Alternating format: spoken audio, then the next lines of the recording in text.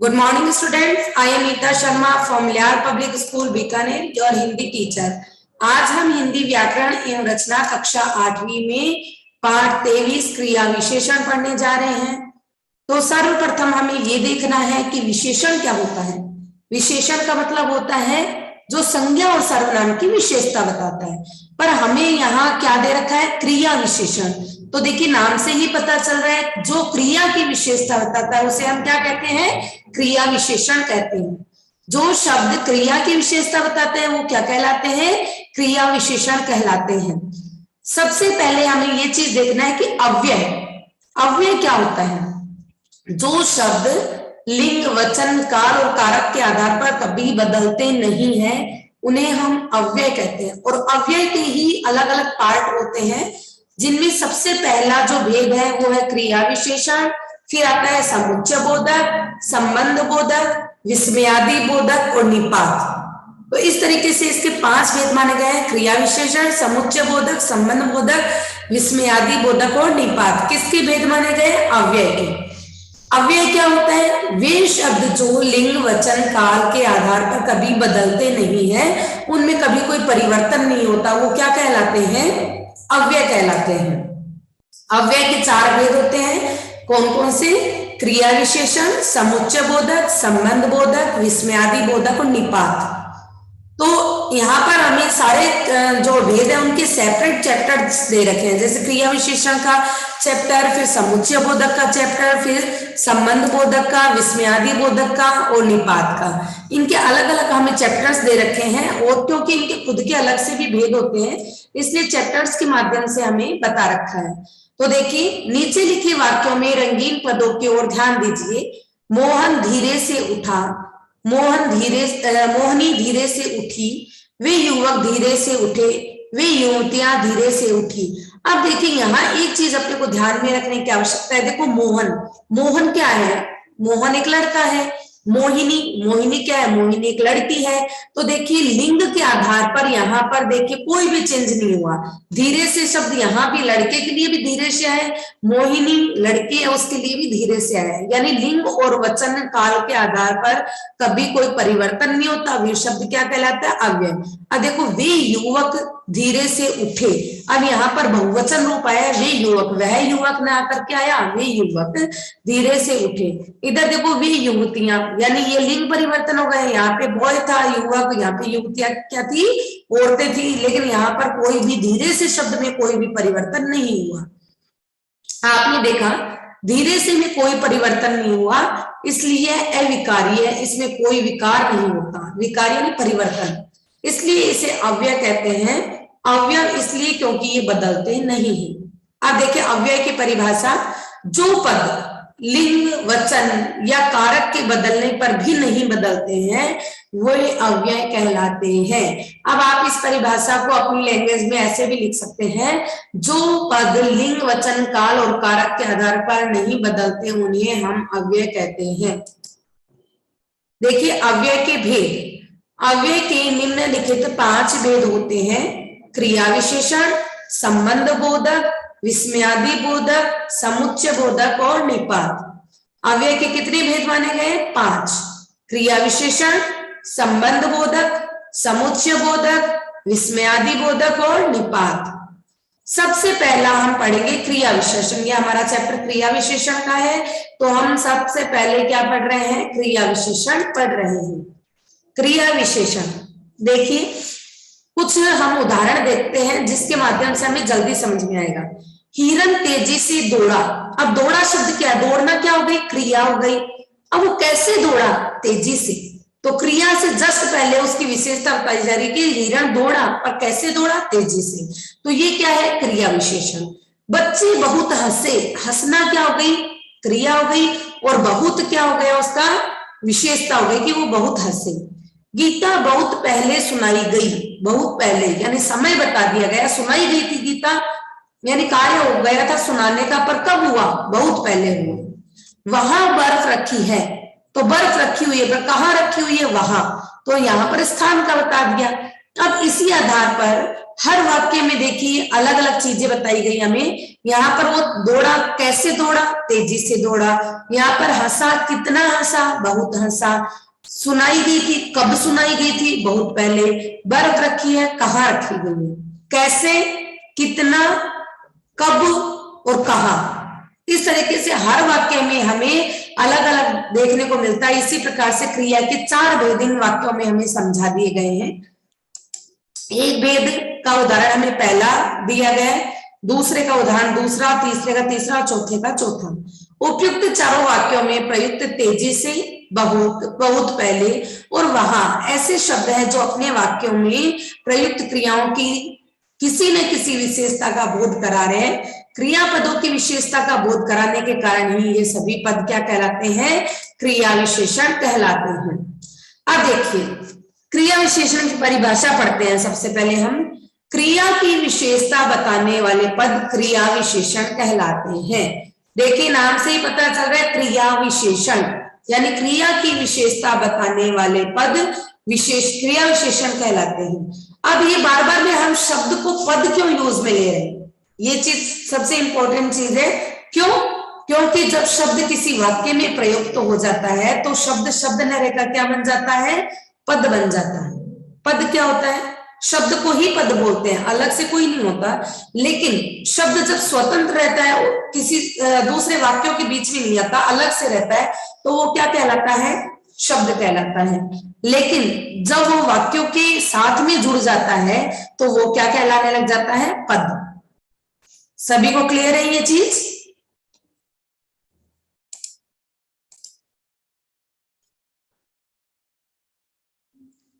कुछ अन्य उदाहरण देखिए। कुछ सुस्तालो, फिर खेल लेना, तब वह बहुत हंसा, वहां बैठकर कुछ लोग जोर जोर से बोल रहे हैं, तेज दौड़कर सिंह ने हिरण को पकड़ लिया। उपयुक्त वाक्य में प्रयुक्त सभी रंगीन पद क्या है, क्रिया विशेषण। जो रंगीन शब्द है देखो, कुछ, फिर, तब, बहुत, वहां, जोर जोर से और तेज, ये शब्द क्या है, आपके क्रिया विशेषण है। अब इन क्रिया विशेषण में के देखिए अलग अलग हम भेद बताते हैं। क्रिया विशेषण के भेद क्या होते हैं, 4 भेद होते हैं। एक तो कालवाचक, काल यानी समय, जहां पर क्रिया का समय हमें पता लग रहा है। स्थानवाचक, जहां पर कि जिस स्थान पर क्रिया संपन्न हो रही है। रीतिवाचक का मतलब होता है तरीका, यानी क्रिया किस तरीके से की जा रही है। और परिमाणवाचक, परिमाणवाचक का आपको पता है ये विशेषण में भी आता है। परिमाणवाचक का मतलब होता है मात्रा या नापतोल की चीजें आती है परिमाणवाचक में। ठीक है, तो अब हम क्रिया विशेषण के भेद पढ़ेंगे।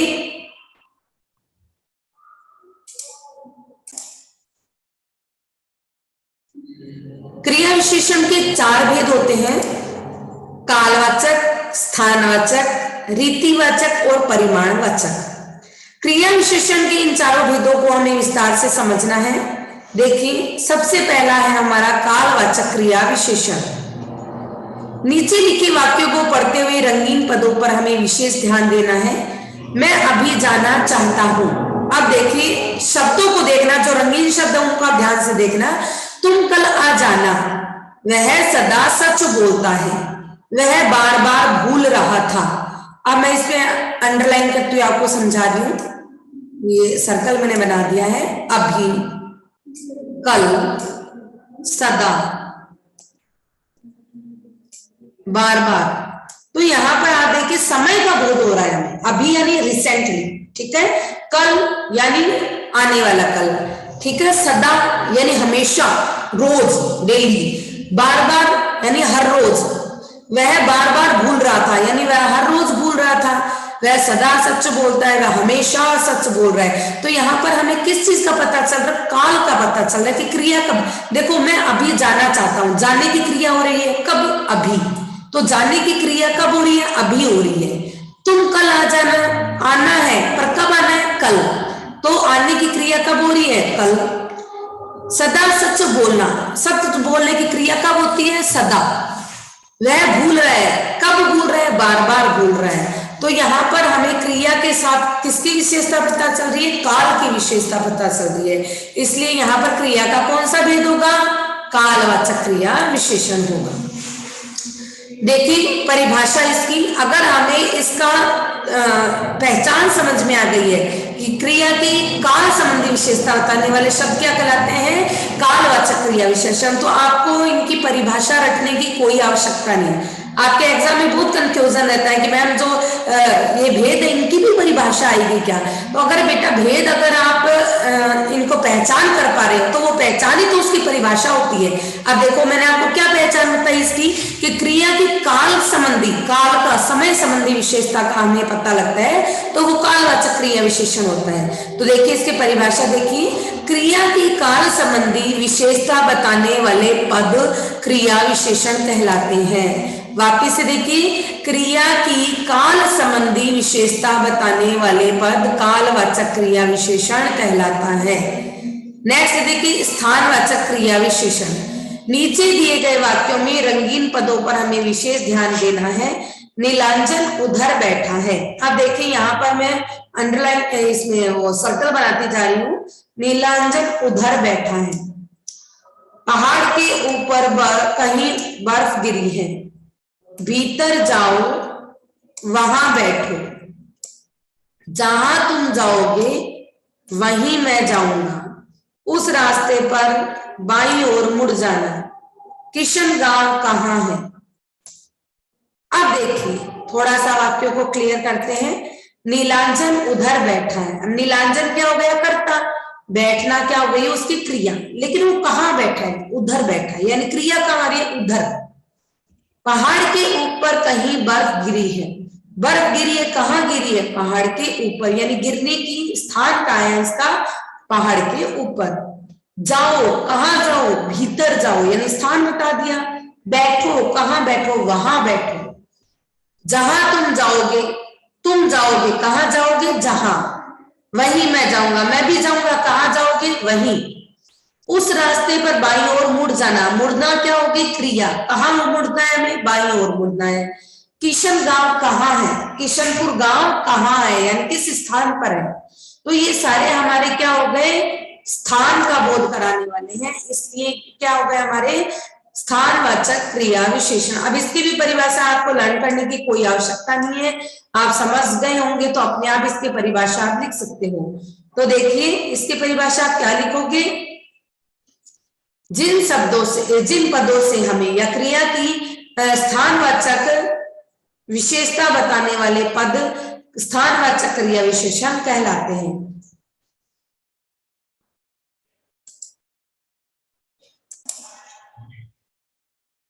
रीतिवाचक क्रिया विशेषण।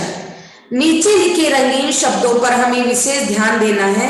अभी हम इसको भी सर्कल करने जा रहे हैं।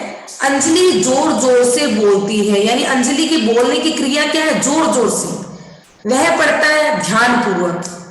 ज्योति बात करती है, कैसे बात करती है, धीरे धीरे। चीता दौड़ता है, कैसे दौड़ता है, तेज दौड़ता है। बच्चा फटाफट लिखता है, तो बच्चे की लिखने की क्रिया क्या है, फटाफट, यानी उसके लिखने का तरीका कैसा है, उसके बोलने का तरीका कैसा है। ज्योति बात करती है तो उसके बात करने का तरीका, रीति का मतलब क्या होता है, तरीका, काम करने का तरीका क्या कहलाता है, रीति कहलाता है। तो इसी के लिए रीतिवाचक क्रिया विशेषण में क्या होता है, कार्य करने की रीति, ढंग, तरीका क्या कहलाता है, रीतिवाचक क्रिया विशेषण कहलाता है। अब जब देखिए थोड़ा सा हम वाक्य में इसको देखते हैं। उपयुक्त वाक्यों में प्रयुक्त जोर जोर से पद बोलती है क्रिया की रीति का बोध कराता है। धीरे धीरे पद है वो बात करने की रीति का बोध कराता है। वो ध्यान पूर्वक पद पढ़ना क्रिया की रीति का, और तेज शब्द दौड़ना क्रिया की रीति का बोध कराता है। क्रिया के होने अथवा करने की रीति का बोध कराने वाले पदों को रीतिवाचक क्रिया विशेषण कहते हैं। अन्य उदाहरण देख रहे हैं हम। वह बोलता है, वह कैसे बोलता है, चीख चीख कर। मोहन चलता है, मोहन कैसे चलता है, धीरे धीरे। आनंद हंस हंस कर बात करता है, आनंद कैसे बात करता है, आनंद हंस हंस के बात करता है। तो कैसे शब्द, मतलब क्रिया के साथ कैसे शब्द का आप यूज में कीजिए, उसका आंसर अपने को मिल रहा है। इट मीन्स वो क्या है आपकी क्रिया विशेषण, कौन सा वाला, रीतिवाचक क्रिया विशेषण। तो देखिए रीतिवाचक की परिभाषा हमेशा क्रिया के होने अथवा करने की रीति या फिर ढंग का बोध कराने वाले पदों को रीतिवाचक क्रिया विशेषण कहते हैं। नेक्स्ट आता है हमारा परिमाणवाचक क्रिया विशेषण। नीचे लिखे वाक्यों में रंगीन पदों पर हमें ध्यान देना है। अभी मैं इसको सर्कल बनाती हूँ। मेरी बात सुनकर वह हंसा। कितना हंसा? बहुत हंसा। मात्रा कितना। उस दिन पुष्पा बहुत कम बोली। पुष्पा बोली कितनी बोली? बहुत कम। अधिक मत खाओ। अधिक यानी ज्यादा मत खाओ। उसे चबाओ। कितना चबाओ? बहुत चबाओ। जितना सोचो उतना बोलो। जितना सोचना, सोचना कितना है? जितना। सोचना क्या होगी? क्रिया होगी। जितना बोलो, कितना उतना ही बोलो। तो यहाँ पर हमें मात्रा का बोध हो गया कि कितना, उतना, थोड़ा, कम, ज्यादा ना, ये मात्रा का बता हो गया।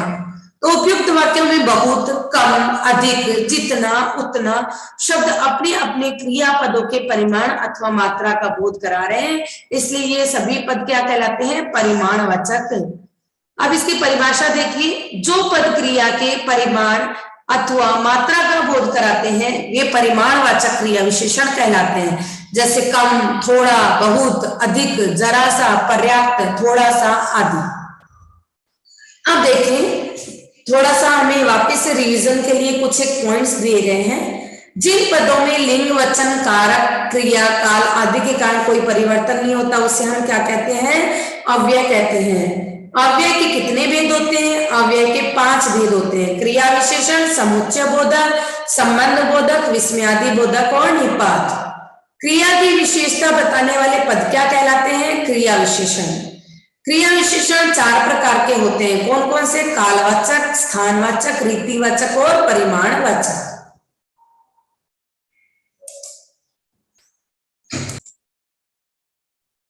आज की कक्षा में हम इतना ही पढ़ेंगे। हमारा क्रिया विशेषण का चैप्टर यहीं पर समाप्त होता है। धन्यवाद।